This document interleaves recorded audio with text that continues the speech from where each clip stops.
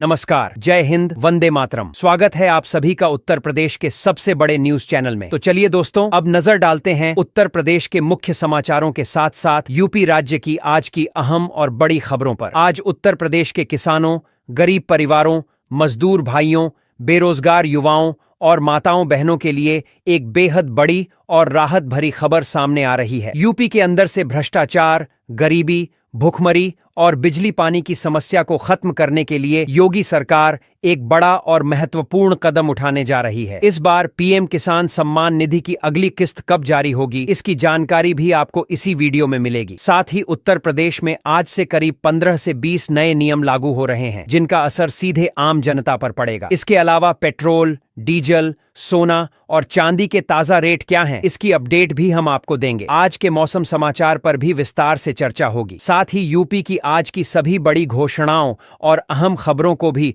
विस्तार पूर्वक जानेंगे। अगर आप उत्तर प्रदेश के निवासी हैं तो हमारे इस चैनल को सब्सक्राइब जरूर कर लें, ताकि आपको यूपी की हर जरूरी और बड़ी खबर सबसे पहले मिल सके। सरकार की जिन योजनाओं का लाभ आप ले रहे हैं, उन योजनाओं को लेकर भी कई बड़े बदलाव किए गए हैं। यदि आपने इन नियमों को नहीं समझा तो आप कई योजनाओं से बाहर भी हो सकते हैं। इसलिए इन नए नियमों की जानकारी आपके लिए बेहद महत्वपूर्ण है। तो आखिर ये नियम क्या हैं? क्या ये आपके ऊपर लागू होंगे या नहीं? इसका पूरा सच जानने के लिए आपको यह वीडियो अंत तक देखना होगा। हर नियम और हर जानकारी आपको एक एक करके विस्तार से बताई जाएगी, इसलिए वीडियो में अंत तक जरूर बने रहिएगा, क्योंकि आपके फायदे से जुड़ी सभी अहम खबरें आपको यहीं विस्तृत रूप में मिलने वाली हैं। तो चलिए अब आपको यूपी की आज की महत्वपूर्ण और बड़ी खबरें फटाफट बता देते हैं। उत्तर प्रदेश के शामली में पुलिस और कुख्यात अपराधियों के बीच देर रात जबरदस्त मुठभेड़ देखने को मिली, जहां यमुना नहर के पास हुई करीब 30 मिनट तक चली ताबड़तोड़ गोलीबारी के बाद 1 लाख रुपए का इनामी बदमाश रेहान ढेर कर दिया गया। दिल्ली निवासी रेहान पर हत्या, लूट, रंगदारी और गैंगवार जैसे करीब 90 संगीन आपराधिक मुकदमे दर्ज थे और लंबे समय से वह पुलिस की मोस्ट वांटेड सूची में शामिल था। मुठभेड़ के दौरान बदमाशों की गोलीबारी में सिपाही सुमित बैसला घायल हो गए, जिन्हें इलाज के लिए अस्पताल में भर्ती कराया गया है। मौके से पुलिस ने एक इटली निर्मित पिस्तौल और कारतूस बरामद किए हैं, जबकि रेहान का एक साथी अंधेरे का फायदा उठाकर फरार हो गया, जिसकी तलाश में पूरे इलाके में सघन तलाशी अभियान चलाया जा रहा है। पुलिस अधिकारियों का कहना है कि रेहान कई राज्यों में सक्रिय आपराधिक नेटवर्क से जुड़ा हुआ था और उसकी मौत को अपराध पर बड़ी कार्रवाई के तौर पर देखा जा रहा है। कन्नौज में 17 दिनों से लापता युवती की गुमशुदगी का मामला अब दर्दनाक और सनसनीखेज मोड़ पर पहुंच गया है, जहां सदर कोतवाली क्षेत्र के रतुकला गांव में एक आलू के खेत से युवती का बुरी तरह सड़ चुका शव बरामद हुआ है। मृतका की पहचान अहमदपुर रानी निवासी महक के रूप में हुई है, जो बीते 17 दिनों से घर से गायब थी। पुलिस के अनुसार शव की हालत इतनी खराब थी कि पहचान करना भी मुश्किल हो गया, लेकिन कपड़ों और परिजनों की पुष्टि के बाद पहचान सुनिश्चित की गई। मृतका की मां रेशमा ने आरोप लगाया है कि 20 दिसंबर को गांव का ही एक युवक महक को बहला फुसलाकर अपने साथ ले गया था, लेकिन सामाजिक बदनामी और लोकल दबाव के डर से उन्होंने उस वक्त पुलिस में शिकायत दर्ज नहीं कराई। अब शव मिलने के बाद पूरे गांव में हड़कंप मच गया है और पुलिस आरोपी युवक की तलाश में लगातार दबिश दे रही है, जबकि पोस्टमार्टम रिपोर्ट का इंतजार किया जा रहा है। ममता बनर्जी की तर्ज पर अब अखिलेश यादव भी सड़कों से लेकर बूथ तक लड़ाई लड़ने की तैयारी में दिख रहे हैं, क्योंकि समाजवादी पार्टी के राष्ट्रीय अध्यक्ष ने मतदाता विशेष पुनरीक्षण अभियान यानी SIR में कथित धांधली को लेकर खुला मोर्चा खोल दिया है। अखिलेश यादव ने पार्टी कार्यकर्ताओं, बूथ प्रभारियों और पीडीए पहरेदारों को साफ निर्देश दिए हैं कि हर एक वोट की निगरानी की जाए और किसी भी कीमत पर मतदाताओं का नाम कटने न दिया जाए। उनका आरोप है कि फॉर्म साजिश के तहत खासतौर पर मुस्लिम और कमजोर वर्ग के मतदाताओं के नाम सूची से हटाने की कोशिश की जा रही है। अखिलेश ने कहा कि जिस तरह पश्चिम बंगाल में ममता बनर्जी ने चुनावी गड़बड़ियों के खिलाफ संघर्ष किया, उसी तरह समाजवादी पार्टी भी लोकतंत्र की रक्षा के लिए पूरी ताकत से मैदान में उतरेगी। उन्होंने चुनाव आयोग की निष्पक्षता पर भी सवाल उठाते हुए कहा कि बार बार शिकायतों के बावजूद कार्रवाई न होना संदेह पैदा करता है और यह लड़ाई अब निर्णायक मोड़ पर पहुंच चुकी है। उत्तर प्रदेश में अगले वित्त वर्ष 2026 से 27 के लिए आरण वितरण को लेकर बड़ी तस्वीर सामने आई है, जहां नाबार्ड की स्टेट फोकस रिपोर्ट के मुताबिक प्रदेश में करीब 9,13,000 करोड़ रुपए से अधिक के कर्ज वितरण का अनुमान जताया गया है। इस अनुमानित राशि में सबसे बड़ा फोकस कृषि क्षेत्र पर रखा गया है, जिसे कुल आरण का 34% हिस्सा मिलने की संभावना है। रिपोर्ट के अनुसार कृषि के अंतर्गत डेयरी सेक्टर सबसे बड़े उपक्षेत्र के रूप में उभरकर सामने आया है, जिसके लिए 22,102 करोड़ रुपए का प्रावधान प्रस्तावित किया गया है। इसके अलावा कृषि मशीनीकरण, सिंचाई सुविधाओं के विस्तार और खाद्य प्रसंस्करण इकाइयों को बढ़ावा देने पर भी विशेष जोर दिया गया है, ताकि किसानों की आय बढ़ाने के साथ साथ ग्रामीण अर्थव्यवस्था को मजबूती मिल सके। नाबार्ड का मानना है कि इस आरन ढांचे से खेती के साथ पशुपालन और एग्री बिजनेस को नई गति मिलेगी। शुक्रवार सुबह उत्तर प्रदेश की राजधानी लखनऊ समेत आसपास के इलाकों में उस वक्त अफरा तफरी मच गई जब धरती अचानक हिलती महसूस हुई और लोग घबराकर घरों से बाहर निकल आए। नेशनल सेंटर फॉर सीस्मोलॉजी के मुताबिक इस भूकंप का केंद्र गोंडा जिले में था और रिक्टर स्केल पर इसकी तीव्रता 3.7 दर्ज की गई, जबकि जमीन के भीतर करीब 10 किलोमीटर की गहराई में यह हलचल हुई।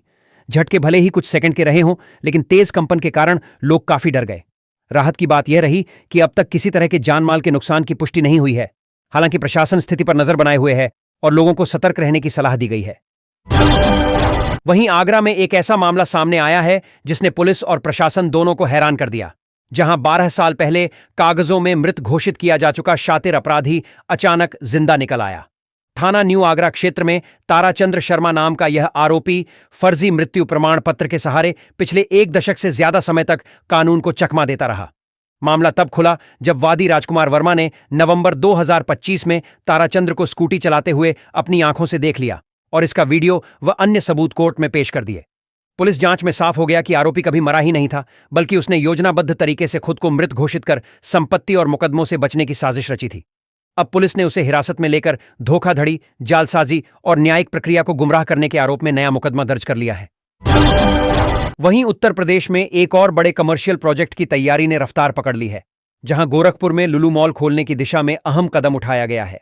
गोरखपुर औद्योगिक विकास प्राधिकरण यानी गीडा ने कालेसर और माही गांवों में कुल 50 एकड़ भूमि अधिग्रहण की प्रक्रिया शुरू कर दी है, जिसमें कालेसर से 46 एकड़ और माही गांव से 4 एकड़ जमीन शामिल है।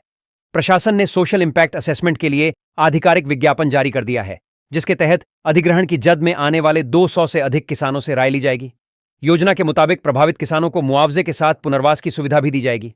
माना जा रहा है कि लुलु मॉल के आने से गोरखपुर में रोजगार के नए अवसर पैदा होंगे और पूर्वांचल क्षेत्र को एक नया व्यावसायिक केंद्र मिलेगा। राजधानी लखनऊ में सियासी बयानबाजी अब कानूनी मोड़ लेती दिख रही है, जहां कांग्रेस प्रदेश अध्यक्ष अजय राय के खिलाफ सरोजनी नगर थाने में मुकदमा दर्ज किया गया है। भाजपा नेता शिवशंकर सिंह की शिकायत पर दर्ज एफआईआर में आरोप लगाया गया है कि अजय राय ने विधायक राजेश्वर सिंह के खिलाफ सार्वजनिक मंच से अभद्र और आपत्तिजनक टिप्पणी की थी। यह बयान 1 फरवरी को नटकुर तिराहे पर आयोजित एक कार्यक्रम के दौरान दिया गया था, जिसका वीडियो बाद में सोशल मीडिया पर वायरल हो गया। बताया जा रहा है कि रुद्रदमन सिंह नामक फेसबुक अकाउंट से साझा किए गए इस वीडियो को अब तक 26,000 से अधिक लोग देख चुके हैं। पुलिस का कहना है कि वीडियो और उपलब्ध साक्ष्यों के आधार पर मामले की जांच की जा रही है और आगे की कार्रवाई जांच के निष्कर्षों पर निर्भर करेगी। इसी बीच पश्चिम बंगाल में आयोजित एक धार्मिक सभा के दौरान इटावा निवासी मौलाना जर्श अंसारी के बयान ने राजनीतिक और सामाजिक हलकों में तीखी बहस छेड़ दी है। वायरल हो रहे 25 दिसंबर के वीडियो में मौलाना ने उत्तर प्रदेश को मुसलमानों के लिए असुरक्षित बताते हुए उन्हें बंगाल शिफ्ट होने की सलाह दी है। उन्होंने अपने बयान में मदरसों पर बुलडोजर कार्रवाई, मस्जिदों में लाउडस्पीकर पर लगाए गए प्रतिबंध और रात 10 बजे के बाद अजान को लेकर कथित पाबंदियों का हवाला दिया। मौलाना के इस बयान के सोशल मीडिया पर वायरल होते ही प्रतिक्रियाओं की बाढ़ आ गई है। जहां कुछ लोग इसे भड़काऊ बयान बता रहे हैं, तो वहीं कई संगठन इस पर प्रशासन से कार्रवाई की मांग कर रहे हैं। फिलहाल इस पूरे मामले पर प्रशासनिक प्रतिक्रिया का इंतजार किया जा रहा है। राजनीतिक स्तर पर एक अलग मुद्दे को लेकर बहस तेज हो गई है, जहां बहुजन समाज पार्टी की सुप्रीमो मायावती ने फिल्मों और वेब सीरीज में ब्राह्मण समाज की छवि को लेकर कड़ा विरोध दर्ज कराया है। मायावती ने सोशल मीडिया के माध्यम से आरोप लगाया कि एक वेब सीरीज में पंडितों को घूसखोर और नकारात्मक रूप में दिखाकर पूरे ब्राह्मण समाज का अपमान किया जा रहा है, जिससे समाज में आक्रोश फैल रहा है। उन्होंने इसे केवल मनोरंजन नहीं बल्कि धार्मिक भावनाओं को ठेस पहुंचाने वाला बताया और केंद्र सरकार से मांग की कि ऐसे कंटेंट पर तुरंत प्रतिबंध लगाया जाए। मायावती का कहना है कि किसी भी वर्ग या समाज को अपमानित करना लोकतांत्रिक मूल्यों के खिलाफ है और सरकार को इस पर सख्त रुख अपनाना चाहिए। वहीं मेरठ से सत्ता की धौंस और कानून व्यवस्था को चुनौती देने वाला एक चौंकाने वाला मामला सामने आया है, जहां एसएसपी आवास से महज 100 मीटर की दूरी पर उत्तर प्रदेश सरकार लिखी एक कार से खुलेआम खतरनाक स्टंट किया गया। सिविल लाइन थाना क्षेत्र के कुटी चौराहे पर बृहस्पतिवार दोपहर युवक कार के बोनट पर बैठकर स्टंट करता रहा, जिससे सड़क पर जाम लग गया और राहगीरों की जान खतरे में पड़ गई। विरोध करने पर युवक और उसके साथियों ने यह कहते हुए अभद्रता की कि हमारी सरकार है, जो चाहेंगे वही करेंगे। इस पूरी घटना का वीडियो सोशल मीडिया पर वायरल होने के बाद पुलिस महकमे में हड़कंप मच गया है। एसपी सिटी आयुष विक्रम सिंह ने मामले को गंभीरता से लेते हुए आरोपियों की गिरफ्तारी के लिए 2 विशेष टीमें गठित करने के निर्देश दिए हैं और कहा है कि कानून से ऊपर कोई नहीं है।